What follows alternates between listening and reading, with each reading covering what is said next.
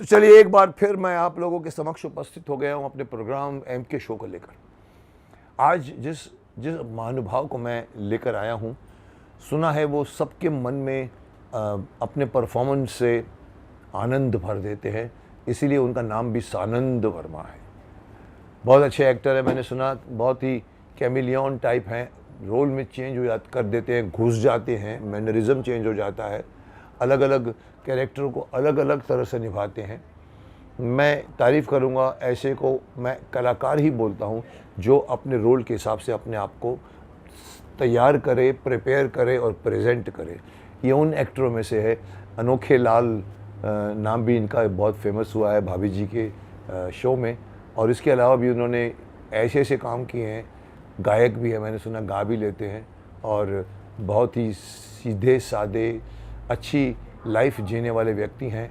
और सबसे बड़ी बात यह है कि वही करते हैं जो इनको खुद को पसंद होता है।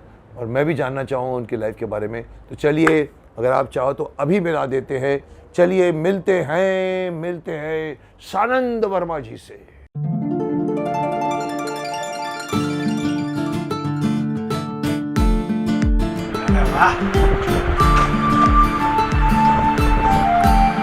शक्तिमान का ऑफिस, I like it.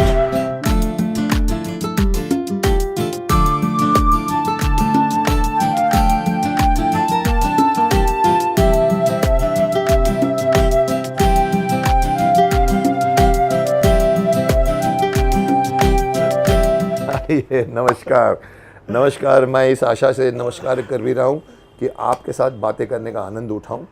बहुत सी बातें पूछनी है, मुझे भी जानना। और मैं इसी आशा के साथ आया हूँ, और मैं जानता हूँ कि मैं बहुत कुछ सीखूंगा आपसे, क्योंकि आपको देख के बड़ा हुआ हूँ मैं। चलो तो एक दूसरे को सिखाते हैं, इसके अंदर और भी सीखते हैं, क्योंकि सीखने की कोई उम्र नहीं होती, सीखने का कोई टाइम नहीं होता। आइए बैठ के बातें करते हैं। जी ओके।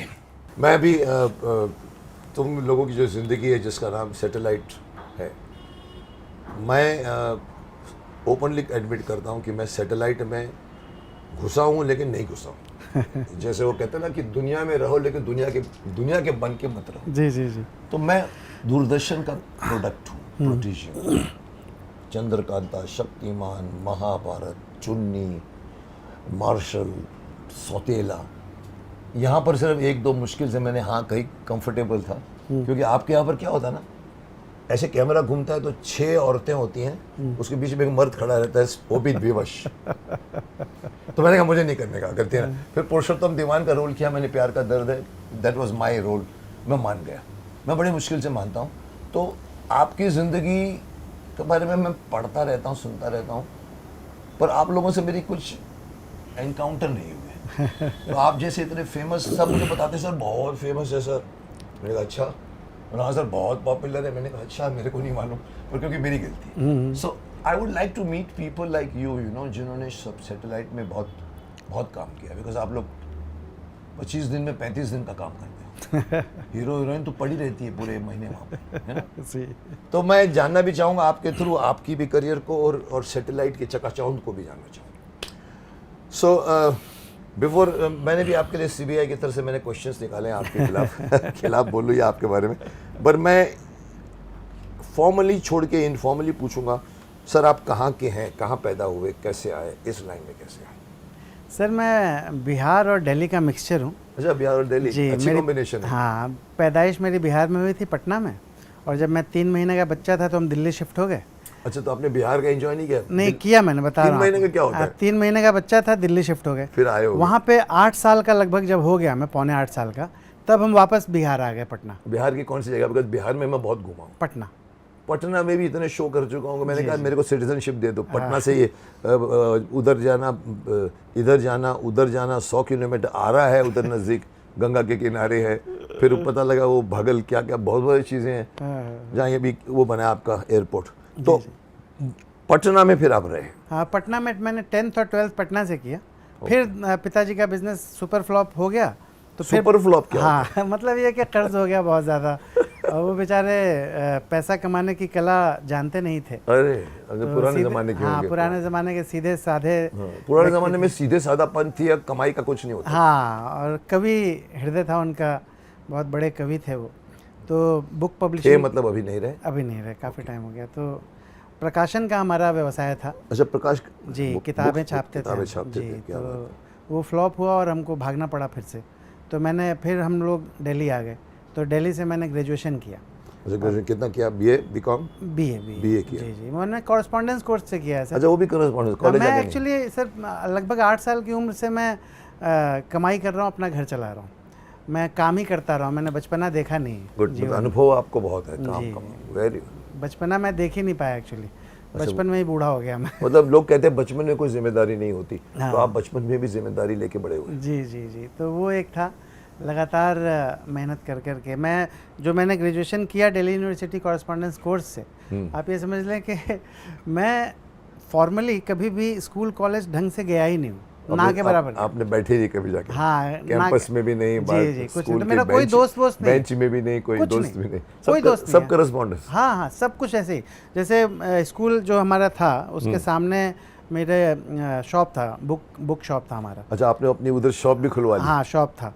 तो ये कहाँ की बात कर रहे हैं, दिल्ली या पटना? पटना, ओके। तो जो दुकान थी हमारी, उसके ठीक सामने स्कूल था, जो कि बहुत पुराने स्कूल था। और मुझे लगता है मुकेश सर के जो ये नसीब होता है ना, जो ऊपर, मुझे हमेशा से ऐसा फील होता रहा कि कोई शक्ति, कोई अदृश्य शक्ति है जो कि मुझे, मेरी उंगली पकड़ के मुझे आगे बढ़ाती है। होती है। हाँ, वो मुझे हमेशा महसूस आपको मार्गदर्शन करेगा भगवान। जी जी, काम आप करो, हाँ। पर मैं आपको उंगली पकड़ के लेके जाऊंगा यहाँ खड़े, अब ये क्या करते हो, वो भगवान बोलता है आप बताओ। करेक्ट, तो तुमको करते होंगे। अब मैं देखिए ना, मैं स्कूल कॉलेज नहीं गया हूँ, लेकिन जो मेरा स्कूल है वहाँ पे मेरा अभी भी नाम है सुपर अचीवर्स में। वो क्यों है वो बताता हूँ आपको, ये बहुत बड़ी कहानी है। हालांकि सुपर अचीवर्स में, सुपर अचीवर्स, हाँ, वो ना हमारे स्कूल जो था सर, 100 साल से वो लोग एक प्रतियोगिता करवा रहे थे, वाद विवाद प्रतियोगिता, डिबेट कंपटीशन, जो कि पूरे बिहार स्तर पे यानी स्टेट लेवल पे होता था। वो बहुत ही ऐतिहासिक स्कूल था वो। पीएन एंग्लो संस्कृत स्कूल नाम था।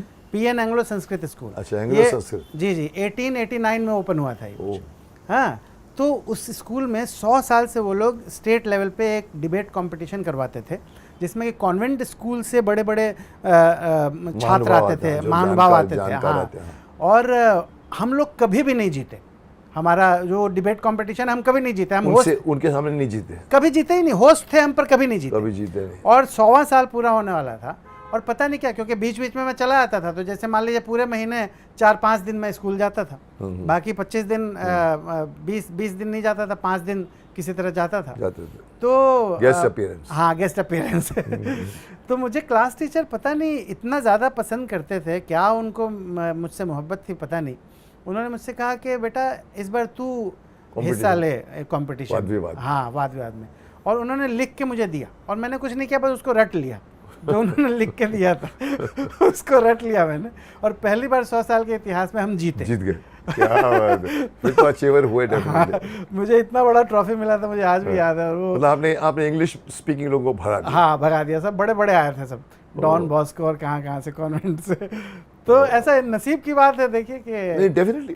Then again it is there in you, जो जिसने किया, लेकिन भगवान ने मौका दिया, आपने उसको इमीडिएटली करके, उसको रट वट के कुछ भी करके। मैं भी जिंदगी में रट के पास हूँ, मैं LLB तक पहुँच गया हूँ, बट अगेन रट।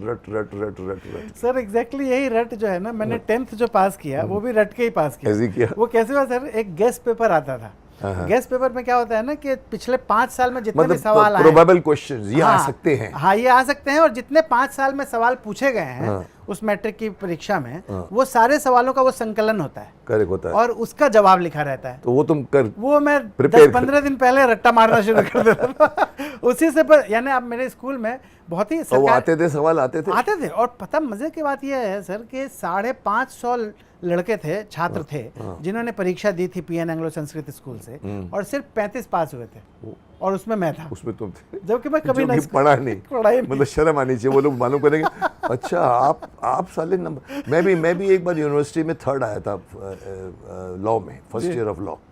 तो मेरे को जो जानकार लोग थे ना, जो मेरे दोस्त भी थे, वो ऐ करके देखते थे कि मुकेश खन्ना सारे दिन प्ले करता है, इधर घूमता है, ये कैसे यूनिवर्सिटी में 3rd 60% आया मेरे को, 60%, 59% आया, मतलब फर्स्ट क्लास भी नहीं आया, but I was 3rd in university. Again वही रटाफिकेशन, और वो क्वेश्चन